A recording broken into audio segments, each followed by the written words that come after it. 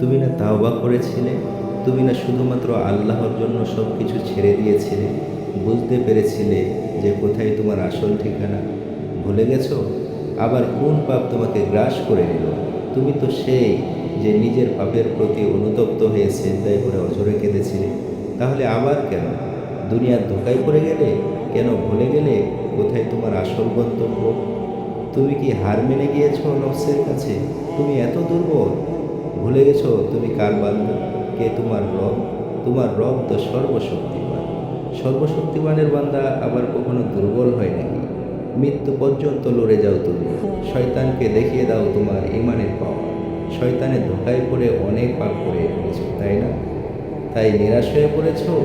তুমি কি জানো না তোমার রব কতটা মহান? তিনি তো তোমাকে ক্ষমা করার জন্য অপেক্ষা করছে।